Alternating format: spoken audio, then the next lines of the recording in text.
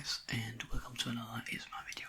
This is also a muscle tracing video, and it seems like you enjoyed the last one, so this time I will just talk a little bit more about my training regimen, because there were so many good questions in the comments as well.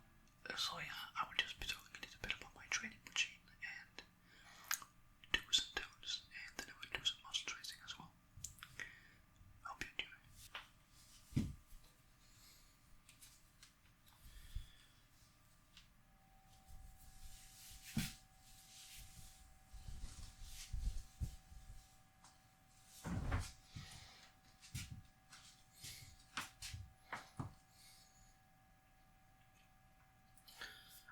Okay.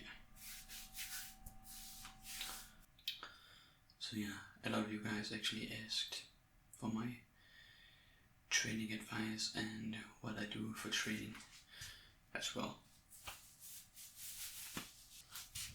So I do have a chest day together with some bicep or tricep. In my training regimen, I do not actually need to be so stable in what I train together. I can also train back and chest together as well. Just some bigger muscle groups, you know. But when I train my chest, it's more like I do focus on upper chest exercises, just so we can get that shelf look, where we just get this piece of muscle up here, the pectoralis minor, that attaches up here. So that is actually one of my main focuses when I train chest, just get some upper chest. And one thing I do also is just try to keep some strength, because I'm somewhat lean, and yeah, the leaner you are, the more you just need to focus on also just getting that strength in as well, in my opinion. Because when you are lean, then your body is not as strong, because you do not get all those nutrients down as you need to gain weight. Of course you can lean gain, and it can be very effective as well. But yeah. So when I train chest, I actually start out with some pectoralis flies, just because I like to get good stretch in them at first, but just in a good manner where I don't overdo it. So not the most kilos in the beginning, and then I just up the weight like pyramid building. Then for the next exercise, I'm also always doing a pressing movement. Sometimes I'm just doing a incline barbell press, or else I'm just doing a flat dumbbell press. I always have some incline in my chest training as well, just to get that upper chest, and you also get some shoulders as well in there. But yeah, that is how I usually hit my chest.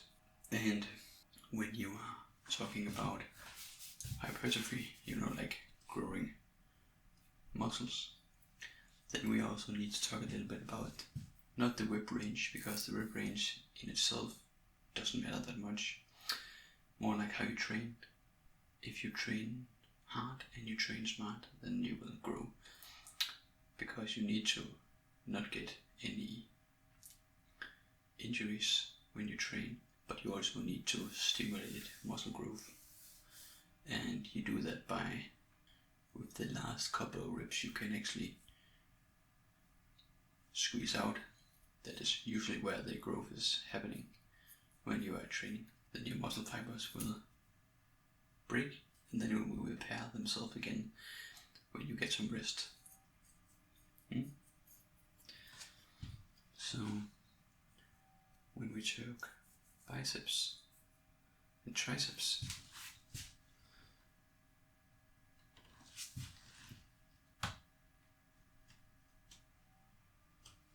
then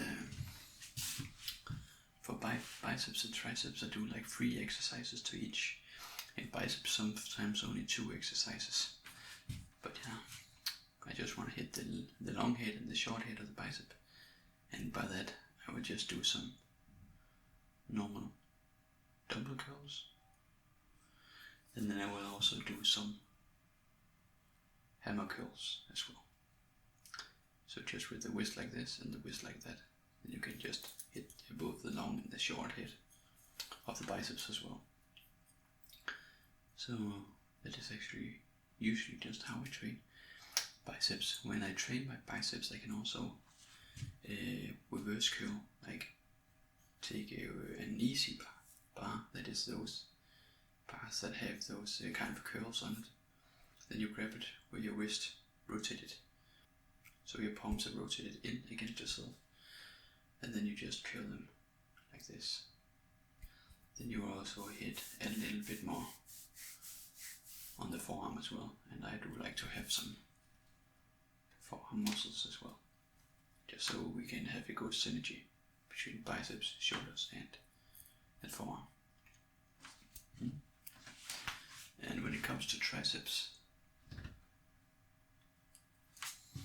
I usually just say that I need to have some kind of isolated movement in front of me. I can just push it down, and then I want to have some overhead, because it attaches at the shoulder joint, and when you get something where it attaches at the shoulder joint, then you also need to move the shoulder joints, so move it up against there, and then you can either do it like this, do it like this. So when you have those in your tricep regimen training, then that can also do a lot of growth. And remember, just train hard and train smart about it. I'm just trying to use this right here.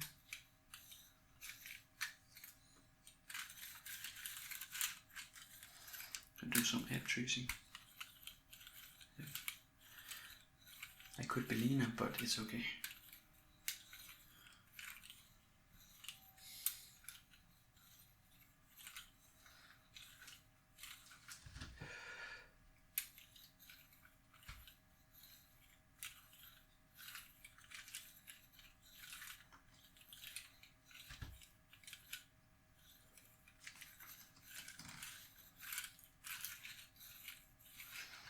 Okay, and when it comes to abs, I usually don't do that much for abs.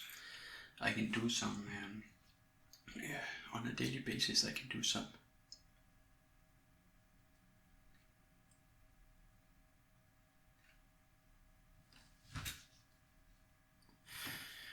I do some vacuum poses just to train my rectus abdominis. It's the layer under, like almost like a corset for your abs underneath. Then it will also go over to the core as well, also the back muscles, so the entire core with this. The thing you do here is just like blow all the air out.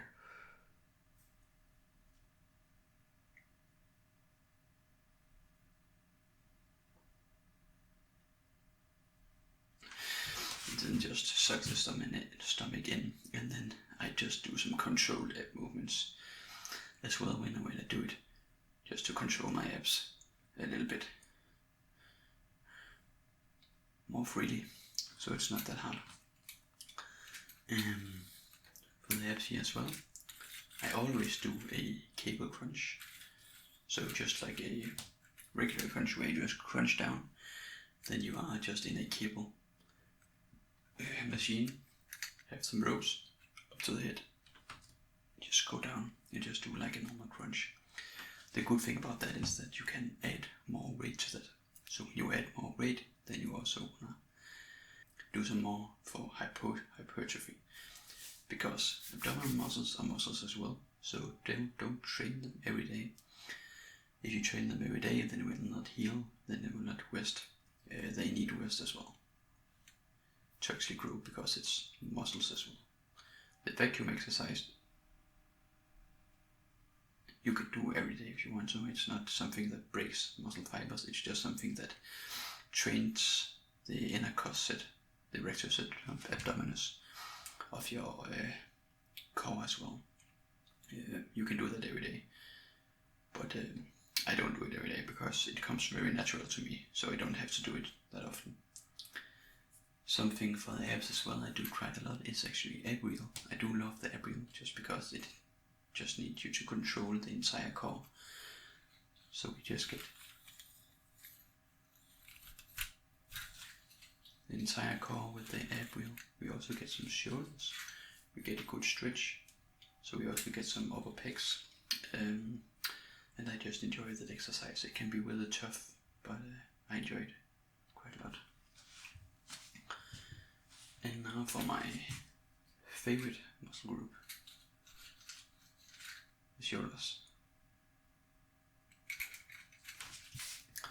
So, yeah, the shoulder, we have a back part that's quite hard to hit, in my opinion, a middle part, and we also got a front part. So the front part I get a lot when I do my pressing movements, so that will assist very much as well when you do those to the chest, and also the shoulder press. Shoulder press actually trains most of the muscle in the shoulder, but with the front part here, I can sometimes do some front raises. It doesn't matter if you do with the wrist like this or this. If you just raise the shoulder like that, then you do front raises for the shoulder, and then you will grow the front part as well. Also a little bit on the chest. On the middle part, I do some lateral raises. Try to not use my trapezius on the movement as well, but only the shoulder. And you also have a muscle underneath here that's called the supraspinatus, that also helps in this action. Is called abduction of the shoulder. So supraspinatus underneath all of this, and then also the middle part of the shoulder. But usually I don't like when I can feel the supraspinatus, but mostly just in the middle part of the shoulder. For the middle part, I will also just do some else where I do some upright rows. But when I do upright rows, I do not have it all together. I use like one of those easy bars as well, most of the time, just for some wrist health. It's a lot more not strainy on my wrist. So I go a little bit out, then I also hit a little bit more of the lateral side. And this is just upright rows. I only come up to here because if I come up further, then I will just lean back and use more momentum. So I will just come up to here. And that is what I do for the middle part of the shoulder most of the time. I can also use the upright rows with dumbbells, where I just grab a bench and just stand like this with the dumbbells. It can be very good as well. And for the back part of the shoulders, I will just do some face pulls. So you just grab a rope, do face pulls, and you will get the back part of the shoulder. I can also do some external rotation. Actually, I do in the beginning of a workout, shoulder workout that is. A lot of people just use them as a warm up just for the shoulders and also when they train chest, but I actually use it as a shoulder exercise as well, just to use the infraspinatus and the back part of the rear delts here, and then you can just externally rotate your shoulder. I like that very much as well. I use it on a lot of my clients as well, because you have a part here at the chest that internally rotates, and when you sit at a desk all day, then you can just sit like this. So when you do something where you actually externally rotate, then that will decrease this. So that's just a good idea if you're a desk worker as well. Oh yeah, the back. So I do not have the best back in the world, but what I do for the back is that in the beginning I do like to hit the lats just so we can get some, a little bit of width up here. So I usually start by doing a lat pull down movement, but not a usually lat pull down. Normally I just in a cable machine, and then I just take a handle, a normal handle, put the cable up, and then I will just do some, so I can just get a full stretch on the lats right here, and contract down. So full stretch on the lats right here, and contract down. So this is actually the lat movement. When you're doing a normal lat pull down, then you don't get the full stretch of the lats in the direction it is inserted. So when you do a lat pull down, then you are actually training a lot of the teres major as well. And that is the part right here. But yeah, just remember to do some stretch and contract. Then you're hitting the lats very good as well. I like to do some, what do you call it? Some rows, maybe some cable rows or some bender rows. Normally I do both bender rows and cable rows. By bender rows I use a handle, like a V-bar handle, pull up, get a very good contraction so I can hit the depth of my back. And when I do cable rows, I just take two handles at the cable, and then I will just get a full stretch and back. Then I will get some lats in as well on the stretch, and then just back. Then I will also get some good depth, and I can just get a better stretch also on the rhomboids in the back. The rhomboids are these muscles right here that just contracts the shoulder blades. I do not want to talk so much about the legs today. Maybe in a separate video, but in my leg routine I just do some squats and just I train the legs very hard because it's my, you can say, smallest muscle group, but it's also the muscle group I'm strongest in, so that's kind of weird. But I like to just use machines mostly in leg training, because in hypertrophy you don't care about the weight you're moving as much as the contraction you get in your muscles. I also just got this. I can just make some sounds here for you guys.